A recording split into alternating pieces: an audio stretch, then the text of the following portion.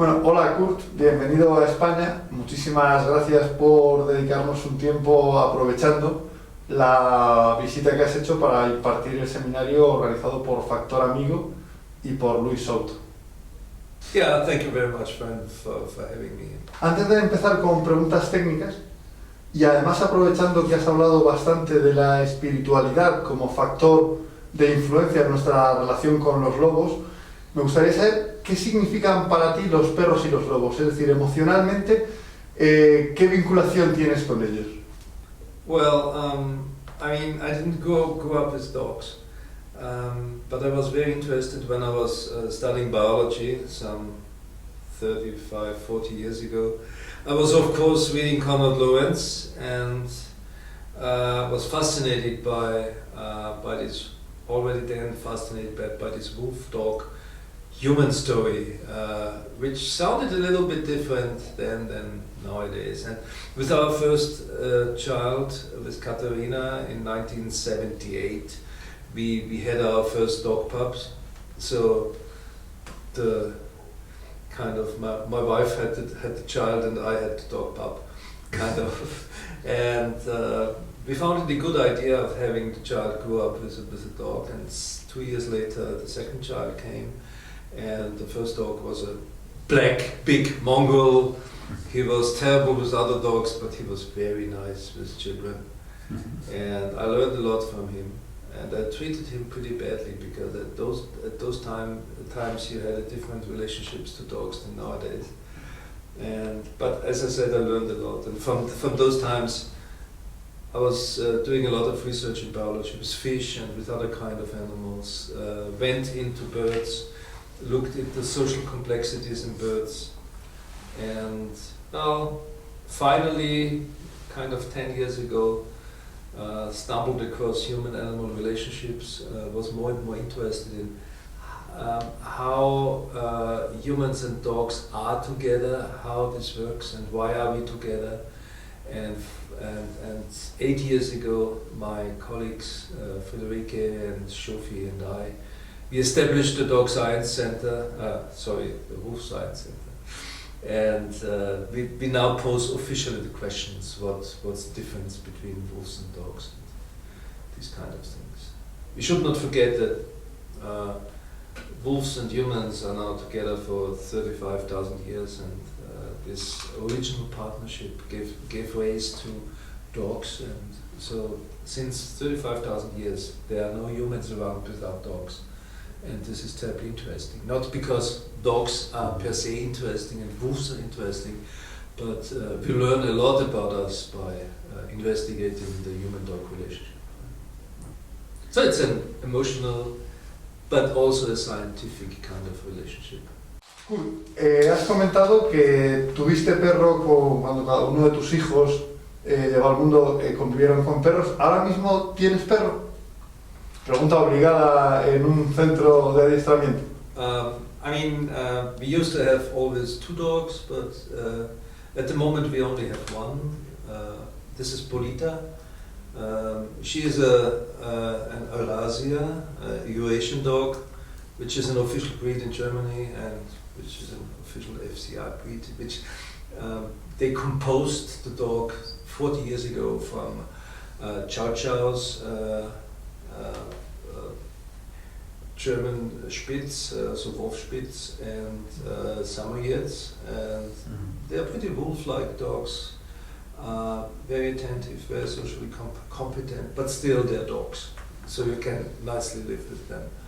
And she is actually not only our dog, our family dog, she's my partner in working with wolves and dogs. She co-raised, so she was there when we raised all our wolf pups and all our dog pups. So she is one of these constant factors around me, and she's still pretty socially competent with all the wolves and the dogs around. ¿Qué es el Wolf Science Center? Well, when we started the Wolf Science Center in 2008, my 2 partners, Shofi Verani from Budapest and Friederike Wange from Germany, we had different interests in working with wolves, but all of us, we wanted to work with wolves, and we teamed up because it's not so easy to establish a center where you can work with equally kept and raised wolves and dogs, and that was our idea. I mean, it's much easier to work with guinea pigs, right? And so the basic idea was really to establish something where you could do fair comparisons between wolves and dogs. And the background of it was that, as I said, wolves, we are in the company of wolves for 35,000 years, so it's very important to understand our relationship to wolves and our relationship to dogs, to even to know more about us. So this was the basic idea, and ever since, well, we established the center, and we raised the animals, and we built the infrastructure, and this is all a private enterprise, and in the meantime, we got scientifically also pretty productive, so we are pretty happy with it. And not the least, our oldest wolves are now 8 years of age, and they're still very cooperative, so absolutely reliable, nice working partners, and that's really gratifying. That's really also emotionally very nice. Uno de los temas que estudiáis, que es central en vuestro trabajo, es la cooperación. Coloquialmente todo el mundo entiende qué es la cooperación, pero para poder estudiarla de forma objetiva, científica, tenéis que acotarla con una definición objetiva y operativizable. ¿Cuál es la definición de cooperación que manejáis? ¿Cuándo consideráis que se puede hablar de que hay cooperación entre dos individuos? I mean, there's a really short scientific definition, which means you're working together to achieve a common goal. And I mean, there's quite a number of different definitions around, and so I wouldn't be terribly happy with that basic definition, because that means if a few fish shoal together, swim together, in order to prevent, or in order to decrease the likelihood of getting eaten by a predator, this also would be cooperation. Well, basically yes. So they do something which serves everybody, but when we are talking about cooperation, we also mean that this should be cooperation in the sense of humans and wolves, because we shouldn't forget that humans and wolves have a lot in common. Among other things, we are cooperative animals. And what does it mean to talk about human and wolf cooperation? It means that we imply that the partners understand something about it. So, for example, if we do the experiments with the treadmill, so if we have two wolves running on a treadmill or two dogs running on the treadmill, and they get rewarded afterwards, well, we would assume that one animal has understood that the other animal also worked towards the common reward, right? So if you create a situation that only one animal can run and the other animal is just present, and we, at the end, we produce the meat, we produce the reward for them, we would, for example, expect to find less tolerance against the individual who wasn't able to cooperate. In the case, the wolves or the dogs understood the situation. And that's exactly the kind of experiments what we are doing at the moment. Or Friederike, for example, Friederike Wange, she's doing a nice series of string pulling experiments at the moment. So there's a tray on the walls and outside the enclosure, and there's a loose string going around the tray, and if two individuals pull at the same time the ends of the string, the tray will move towards the animals, and both of them can access the piece of meat on it. Okay. If only one pulls, it has the rope in the mouth, and nothing happens. And it's so interesting. Actually, the first series of experiments showed that wolves understand what the whole thing is about. So when they go into this enclosure together, they run towards the ends of the ropes. Everybody grabs each wolf grabs a rope and pulls. But you can also admit just one wolf. So one wolf runs towards one end of the rope, and then if the animal wouldn't understand the situation, it would just pull the rope and nothing happens. Okay, but that's not the case. The wolf is waiting until the other one is admitted, runs towards his end of the rope, and then they look at each other and pull. And so this is a very clear indication that they know what's going on. Our experiments with, or Friederike's experiments with dogs were not so successful at the moment, because there's always something going on, such as one dog is at the apparatus, the other one doesn't dare to go there because it's the high-ranking dog. Or they don't know what to do with the rope or so. And so all kinds of strange things going on in the dogs. In the wolves, it's very clear cooperation patterns. And it can be very funny. For example, I witnessed when actually it was Aragorn and Caspar, the number 1 and number 2 in the big pack. They were into this experiment, and Aragorn, the number 2, was admitted first.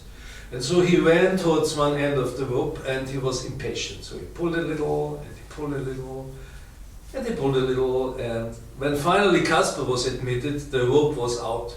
Caspar saw the situation, went on Aragorn, really pushed him down, and and then the whole thing was repeated. Aragorn went in and kept the rope in his mouth until Caspar was there, and there was no premature pulling, so there was sanctioning even. I really think this is a clear case of sanctioning, where the higher ranking one told the other one, "Are you crazy? Couldn't you wait for me?" I mean, it's such funny things going on in the wolves, and it's so amazing how different they are in a way to dogs, who are much more dependent on us to be there and to persuade them to do something or not.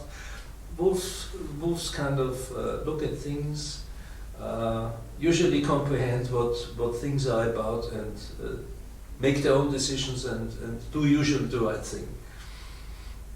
So, but that's a story about cooperation, it's not really the definition. So back to the definitions, we are really happy when we not only apply the simple definition of cooperation, but when we imply some cognitive contribution to it. So it's really cooperation in the sense of humans and other mammals, if the partners do understand at least partially what's going on and respond accordingly. Vosotros en el Golf Science Center estudiáis a perros y lobos que se crían en condiciones iguales, que tienen unas condiciones de convivencia similares, es decir, que tenéis una óptica perfecta para comparar ambas especies y ver similitudes y diferencias. ¿Cuáles son las principales diferencias y similitudes que habéis visto entre perros y lobos? Sobre todo en dos planos. ¿Cómo gestionan su conducta social y cómo gestionan su entorno objetual? It's not new knowledge that the forebrain of dogs is about 20% smaller in relative size than of wolves. Does it mean that dogs are less intelligent than wolves? We cannot generally say this, because not only our results, but generally results point in the direction that the basic cognitive abilities of wolves and dogs are pretty similar. However, our experiments have shown that, for example, also dogs are more attentive to what people are doing. Wolves are better in drawing consequences. For example, if a wolf sees a trained dog opening a box, it knows how the mechanism works, and the wolf goes there and does the right thing. If you have a dog watching the whole scene, then the dog knows if something happens there, something will open, right? And the dog will go there and do something. which is usually not successful. So that's a big difference, and actually it's again Friederike who found in her experiment that wolves are much better in this kind of specialized social learning by watching. Doesn't mean that dogs are bad in this, because our Hungarian colleagues, for example, have produced ample evidence that dogs are very good in learning from people, even in learning from watching people. And so dogs are not stupid, but dogs have kind of turned their attention a little bit away from the conspecific and more towards the humans. Dogs are more dependent on what we want. So wolves take more their own decisions, whereas dogs kind of wait what we want. A very interesting thing, for example, is that when you test, because the story was a while ago that pointing, for example, this is something dogs can make sense of, but wolves cannot. This is wrong, because when they reach a certain age, when they are more than nine months of age, wolves are as good as dogs in making sense of the pointing. But from the beginning on, wolves are much better in gaze following. So if humans make like this, wolves are immediately following the gaze and look in the same direction. When you do that with a dog, you usually get this response. Dogs are much worse in a way to follow our gaze. But it's again the results of the Hungarian colleagues, which, if you bring them in, make sense of this, because the more attached the dog is, the more trained the dog is, the more you get this response, because this trained and attached dog is looking at you and waiting for your response. It's not so relevant where you look at, it's waiting for you, it's waiting for that you make sense of the situation, right? The less trained the dog, the more it is likely that you get the gaze following response. So things are much more complicated than they used to be. And what we generally think now is that there is a few simplistic, or there's a few scientific hypotheses about the big difference between wolf and dog. And we tend to think that this goes in the wrong direction, because there's probably not the one big difference between wolf and dogs, but it's quite a number of small differences which make a big difference in some. And we are just doing experiments towards these small differences. There's a series of adaptations of dogs to us. For example, dogs are more attentive to us than to other dogs. Dogs have developed ways of communicating with us, which is mainly barking. So they express a lot of different things by their barking. And not the least, dogs can also work under pressure. You can put dogs under pressure and they will work for you and will work even harder. If you try this with a wolf, you will fail. No chance putting a wolf under pressure. It will stop cooperating immediately. Dogs are kind of adapted to swallow our mistakes, our social mistakes, because it could be a social mistake. Many dog owners are not able to properly read the behavior of the dog, and still the dog is cooperative. This wouldn't work with a wolf. So this was a kind of adaptation. They adapted in a way that they would allow their humans to commit a lot of mistakes and still be cooperative. And this is certainly not the case in wolves. Has comentado que las diferencias comportamentales se basan en un conjunto de pequeñas diferencias, de pequeñas microdiferencias. Esto, junto al hecho de que ahora sabemos que el genoma del perro y el del lobo son compartidos, ¿te lleva a pensar que son dos especies diferenciadas o que son una sola especie con pequeñas adaptaciones para diferentes nichos ecológicos? It depends very much how you define a species, and there's actually these two opinions. And the people from biology usually say, it's still one species. They can interbreed and they have fertile hybrids. On the other hand, we know that there's quite some genetic differences between dogs and wolves. So dogs are different from wolves in a group of genes which actually affects the brain ontogenesis, or the brain formation, and different nervous system aspects. So a wolf brain or a dog brain is no longer a wolf brain, and also dogs are definitely different in their digestive abilities.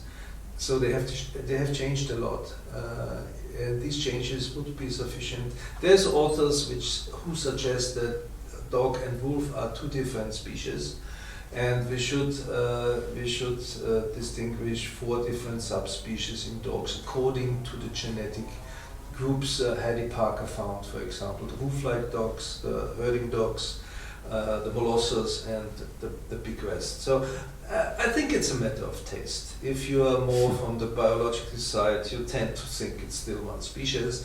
If you are more from the, from the behavior, from the biopsychological side, you probably rather tend to think it's probably 2 different species. And there's an argument to this. Of course, dogs and wolves can interbreed, but in the wild it hardly happens. So they live in so different societies and cultures. It happens, but very rarely. Usually when wolves and dog meet, either nothing happens or the dog is dead. Or the herding dog chases away the wolf. So there's hardly ever love between them. But when it happens, and it still happens, you get hybrids. But the fact that it rarely happens is already an indication that they are pretty far apart. It's different cultures, and actually if you have highly domesticated dogs such as, border collies, and get them and use them in wolf raising, you quickly see that there's a problem, because these dogs do not understand anymore the subtle communication the wolf pups have. The only response they have is aggression and domination. If you have a more wolf-like dog, such as my own dog, Polita, she has a more subtle communication, but it's still a lot of domination involved, which is not the case in wolf. So one of the subtle differences we were talking about is that dogs seem to have a much steeper dominance hierarchy in their brains already, and when you actually have dogs present when you raise wolf puppies, you actually see this. So when the dog is not certain about the situation, the only thing it does is dominating the wolf pup. And this is a very unstructured kind of response. So there is arguments in favor of the 2 species idea, and there's arguments against. So form your own opinion. El etólogo español David Nieto Maceín, especialista en lobos y perros, lamenta mucho no haber podido venir a conocerte y a hablar contigo, pero nos envía 2 preguntas para hacerte. Esta la voy a leer para asegurarme de que no falto al espíritu de lo que él preguntaba. La primera es que los perros parecen mostrar claras diferencias en muchas capacidades dependiendo de la raza. También existen diferencias comportamentales en diferentes subespecies de lobos. Al comparar el comportamiento y cognición de perros y lobos en el World Science Center, ¿no se podría estar sesgando los resultados según las razas o según los individuos de perro y de lobo que elijamos? ¿Cómo controláis ese sesgo potencial?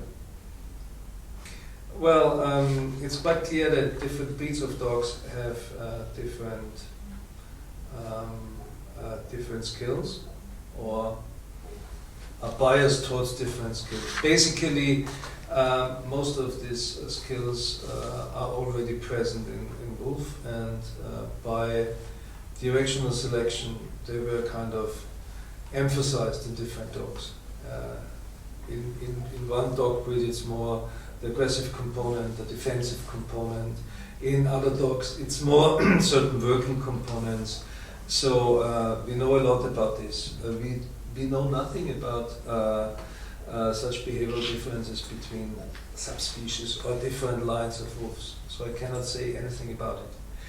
Our approach to fight against, or our approach to not to fall into these pitfalls, is first of all to work with mongrel dogs, so mixed breeds, where we can be reasonably sure that we have a lot of different genes from the gene pool, because we can only work with maximum of 20 wolves and 20 dogs, which is not much. And in the wolves, we opted for working with Canadian grey wolves because they're slightly more relaxed than the Europeans. That's what wolf keepers told us, and we have very good experience with them. But we have pups from virtually the whole range of distribution of these wolves, all from captivity, of course, from captive breeding, and we only take 2 pups from a litter. So we try to make sure that we have a broad range of genetic background also in the wolves. That's what we can do. It would be very interesting to have subspecies of wolves and to compare them with different breeds, but that would completely blow our capacities. You would need 10 times the budget, you would need 10 times the people. It would be an enormous project, and we cannot do it. Probably nobody at the moment can do that. La otra pregunta es, me parece bastante interesante porque sí es una cuestión que he oído en algunos casos debatir, y me gustaría, como a David, conocer tu opinión. Y es que parece que hay opiniones contradictorias sobre si el periodo de imprinting en perros y en lobos es igual, exactamente igual, o si por el contrario tiene diferencias en el inicio, en el final y en la forma de funcionar. Con tus conocimientos y el trabajo que hacéis en el World Science Center, ¿cuál es tu opinión en este aspecto? ¿El imprinting en perros y lobos es igual? ¿Es diferente? Y si es diferente, ¿cuáles son las diferencias principales? I think it's something which is really, it should be reserved for a certain kind of very rapid learning, such as in goslings, for example, grey-legged goslings. So, if we talk about socialization, there's certainly a big difference. The reason why we have to start hand-raising wolves in the age of 10 days, so before they open their eyes, is that it only works if you do it like this. Quite a number of people have already tried to do it differently too. And if you get the pups too late, if the eyes are already open, you get reasonably tame wolves, but you never get a wolf who would trust you completely. So to get this deep trust, you have to raise them from very early on. This is not the case in dogs, because you can raise a dog pup. Scott and Fuller already in the 50s, 60s did very nice experiments on this, and you can raise a dog pup with a minimal contact to humans, and you will still get a nicely socialized dog, right? You never can do that with a wolf, and I come back to the differences, genetic differences between dogs and wolves. The biggest differences we find in the brain, in the genes, which are responsible for brain development. So this seems to be a basic difference. So wolves have a much more narrow template in their brain. What should happen in their early development in terms of socialization.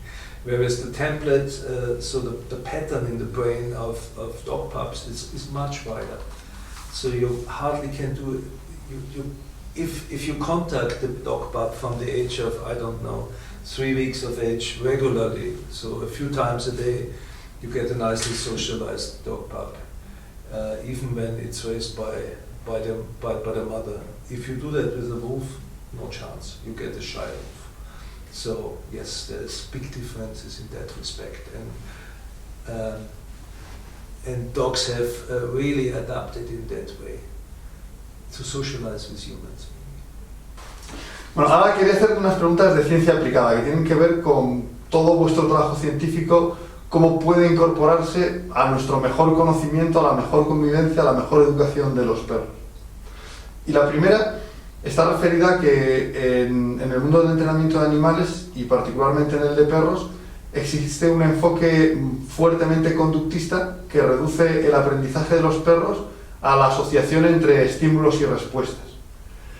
¿Qué crees que puede estar limitando ese enfoque del conocimiento del perro? ¿Y qué crees que puede estar limitándonos para después convivir con ellos y educarles? Well, I still think that the behaviorist paradigms and the behaviorist methods are still central to dog training, because this kind of reward schedule, the positive reinforcement training and so on, it's central to it, but you shouldn't commit the mistake to underestimate the cognitive abilities of dogs, for example. So I think many dog trainers make the mistake to mistake the method with the dog, and dogs are not that stupid. Dogs are really socially pretty bright. Dogs. It was shown that dogs can actually realize when they are treated unfairly and respond appropriately. So they have highly developed social skills, and if you just treat your dog as a stimulus response apparatus, it's not fair against the dog, and you will not get optimal results. I mean, it's basically it's still the best. How should I say, the best toolbox for training? This kind of classical conditioning training, and so it's still indispensable. But on the other hand, we learned that I'm not a dog trainer, but many dog trainers nowadays work with all kinds of cognitive enhancements and try to push the dog into thinking and into being a real partner and not just a response machine. And I think that does much more justice to the dogs. It's not only cognition. I think there's nowadays plenty of evidence, a lot of evidence that also relationship matters a lot, and the way how people communicate with the dogs. So dogs are immensely dependent on ostensive communication. So in telling them, come on, let's do it, come on, and they respond very favorably. So the outcome, how good a dog is in the tasks it should do is not only dependent on the strict training method, but really on the relationship between the human partner and the dog partner, and also on the way how you communicate with your dog. Don't mistake your dog for a machine. It's a living partner, and it has certain needs, and if you fulfill the needs, you will get a perfect performance. Otro tema también muy controvertido en el mundo tanto del entrenamiento de perros como incluso de los propietarios de perros es el tema de la dominancia. Existen como dos grandes grupos de opinión, unos que consideran que nuestra relación con los perros debe estar basada en una especie de replicación de reglas de dominación para que funcionen, y otro grupo que niega que los perros tengan relaciones de dominancia y sumisión, y que afirman que incluso en el caso de tenerlas no las aplicarían a otra especie como es la nuestra, sino que solo serían para relacionarse con otros perros. ¿Cuál es la realidad de cómo funciona la dominancia en los perros y cómo influye en nuestra relación con ellos? There's a battlefield of ideologies, of course, but yes, dominance does exist. Dominance plays a big role between dogs, and dominance plays a certain role between humans and dogs. That's very clear. To simply say it doesn't exist is blindfolding yourself against the reality. And the reality is that dogs have a much steeper dominance hierarchy already in their brains than wolves have. So this seems to be an adaptation of how people dealt with dogs for thousands and thousands of years. They kind of put them into submissive positions. This does, however, not mean that you have to dominate your dog. but what it means, a dog would expect a much clearer leadership from the side of the human than a wolf would. And if you would call that dominance, okay. I would call it leadership, because when I'm talking about dominating somebody, it has a negative connotation, and it's usually connected to some kind of pressure, force, violence, whatever. Threatening somebody, and this switches on a totally different set of mechanisms in the brain and in the mind than if you are able to exert a kind of leadership where the dog or other people are happy to work with you, because that switches on a mindset which is related to relaxation, which is related to reward systems in the brain, and which produces most of the time much better results. But there is no fixed rule. There may be instances, for example, when especially men are working with real macho male dogs. There may be occasions where from time to time you have to dominate this dog. You have to tell the dog, listen, I'm the boss and not you, okay? This is certainly hardly ever the case with a female dog, but there may be special instances where, yeah, something like dominating the dog every now and then is a necessary thing to do. But this is a very personal thing between the dog and a certain person, right? Mm-hmm. There's no general need to dominate a dog. There's no need dominating a dog puppy to make it obedient, but there's a lot of need of cooperating with a dog puppy, to work with a dog puppy in a positive way.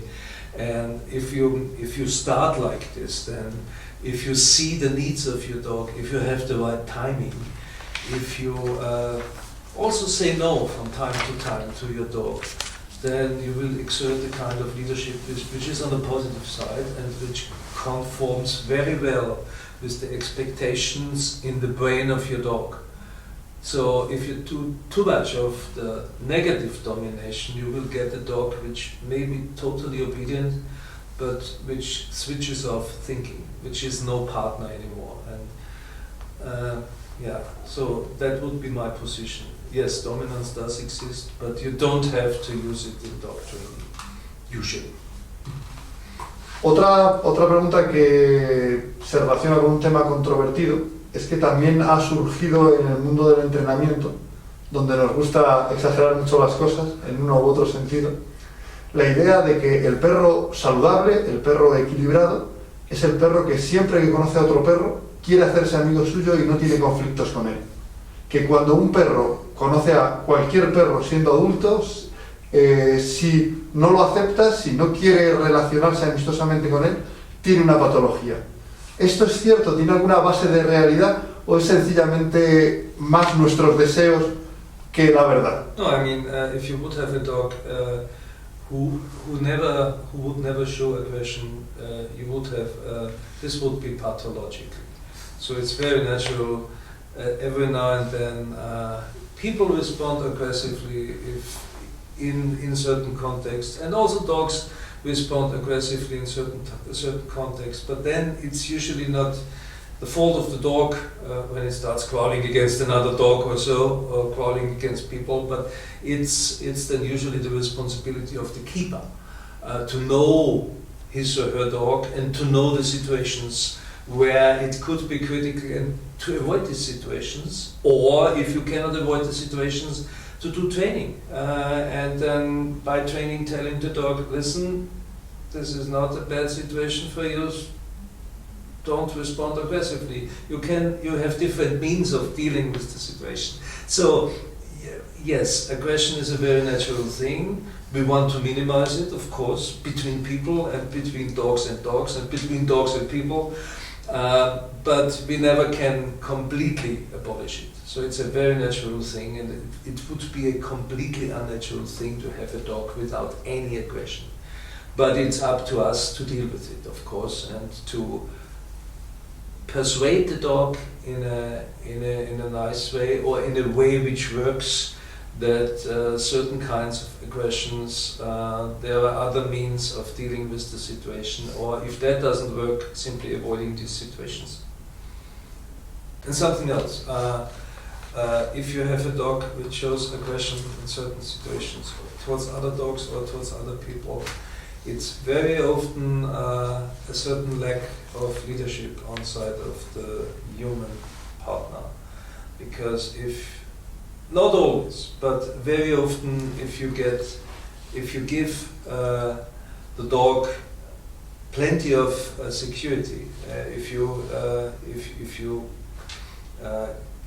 back your dog in a way that it can really be self-secure, then these dogs are usually not aggressive. So aggressiveness very often comes out of insecurity. And this is again often reflecting the insecurity of the owner. So it's not always the owner's fault, but very often what we see is kind of what we see in dog behavior is a reflection of how the owner is. Right? It's probably politically not quite correct, but that's the way it is. La última de las preguntas sobre temas polémicos del mundo del perro es quizá más del ámbito veterinario, pero creo que es muy importante a nivel conductual. Hasta hace unos años la castración parecía la recomendación generalizada y la muestra de una tenencia responsable del perro. Hoy en día algunos datos nos muestran problemas asociados a la castración e incluso sabemos que hay alteraciones comportamentales que se han podido llegar a considerar deseables. ¿Qué es lo que piensas sobre la conveniencia y los efectos que tiene la castración en los perros? Traditionally, in Central Europe, it's more the position of responsible pet ownership not to automatically spay or castrate your animal. Because it's considered, I think it's rightly considered unethical to use surgery to produce an animal which is fit for living with you. So if you are not able to live with a fully intact animal, don't live with an animal. Traditionally from the American side was the other position. This was this kind of nearly obligatory early castration thing, and people thought for a long time, well, you get a nice friendly dog, it always stays a little bit like a puppy, but that's okay. And then came people like Ben Hart, an American vet, who went through the health records of early castrated dogs and found a lot of bad side effects. For example, early castrated dogs are susceptible to many different forms of cancer, so they don't live as long. They have later on in their life that may develop, not necessarily, can live happily until 50 years of age, but very often, or the risk of developing severe bone problems, severe problems with cancer and other diseases is really high. So I think we shouldn't adopt ideological positions about castration and spaying. If there's a medical indication, then why not castrate the dog? And if there's a real behavioral indication, why not castrate the dog? For example, in dogs where you have the suspicion that a big part of the aggression problem is a testosterone, is a hormone problem, then you can at least try to first apply a testosterone inhibitor, and if that works, you can castrate the dog, no problem. But I mean, simply castrating all young dogs is a complete nuisance, and it's totally unethical. I think that should not be done. One of the reasons why people thought it's part of responsible pet ownership is that it prevents unwanted reproduction, of course. Nowadays, responsible pet ownership means you take care of your dog. And if you take care of your dog, unwanted reproduction doesn't happen. So simply to have routine early castration as a compensation for not taking care of your dog, that's not appropriate. Para terminar, Kurt, te quiero hacer dos preguntas parecidas pero diferentes. La primera es, ¿qué es lo que más te gustaría conocer? ¿Qué es lo que más te gustaría saber del comportamiento de perros y lobos? Y la segunda es, ¿qué es lo que te gustaría descubrir? O sea, ¿qué te gustaría descubrir? ¿Qué capacidad te gustaría encontrar en perros y o en lobos?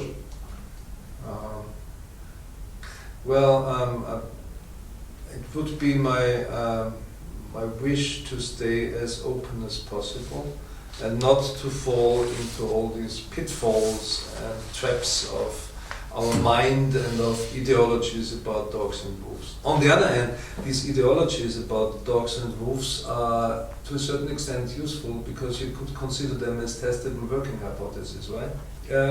Actually, yes. I'm not so much a cognition biologist. I would really want to know even more about the social fit between dogs and humans, or certain dogs and certain humans. But what you stressed, of course, theory of mind is an interesting question. All attempts to test theory of mind in dogs were not terribly successful till now, maybe because we did the wrong experiments. And it wasn't tested yet in wolves, and I guess we will do that in the next few years. And my guess would be, yes, we will find theory of mind in wolves. Why should there be theory of mind in humans, in ravens, and other highly social and kind of tactical animals, and not in wolves? That's not logical. I try to view the world as it is, and well, as a biologist, I'm not necessarily there to improve the world. I'm observing things. But what really fascinates me a lot is actually not only the relationships between humans and their dogs becoming closer with increasing urbanization, but also how quickly the relationship and the attitudes towards dogs changes in our societies. And this is really fascinating. My impression is that more and more, especially young people, consider dogs as real social partners, and I think that's the right view. I also would want to see more towards the practical side, to see more consideration of dogs and dog keeping in how the cities, how the living quarters, how the apartments are built. Because the fact that we are now living with dogs for 35,000 years, and there's no people without dogs, means that there is a human right to live with dogs. And this needs to be considered in planning of cities. And it's not a contradiction to living with children, because a dog-friendly city is at the same time a children-friendly city. So, and only if a city, for example, is dog-friendly and children-friendly, it's a humane place to live. We shouldn't forget that. A non-dog-friendly city is not a good place for people to live. So, and I think this kind of consciousness is increasing and increasing, and it's quite a nice development. On the other hand, we see also a surge of anthropocentrism in the world. For example, more and more people treating their dogs like other people, buying them expensive clothing, and so nothing wrong with that as long as the relationship is okay. But we see a lot of different tendencies in society, and I really find that exceedingly fascinating. Pues Kurt, muchísimas gracias por la entrevista. La verdad es que tanto esta entrevista como escucharte en el seminario es un lujo. Me parece esclarecedor, importante y necesario además divulgar vuestros conocimientos entre quienes entrenamos a los perros, entre quienes convivimos con los perros, para realmente pues sacudirnos un poco algunos mitos y poder incorporar más conocimiento a este entrenamiento y a esta convivencia. Así que muchísimas gracias, ha sido un verdadero lujo y espero que no sea la última vez. Yeah, Pranala, thank you very much for the invitation and for the opportunity to talk about my favorite topics, which is of course wolves and dogs and humans. Thank you very much.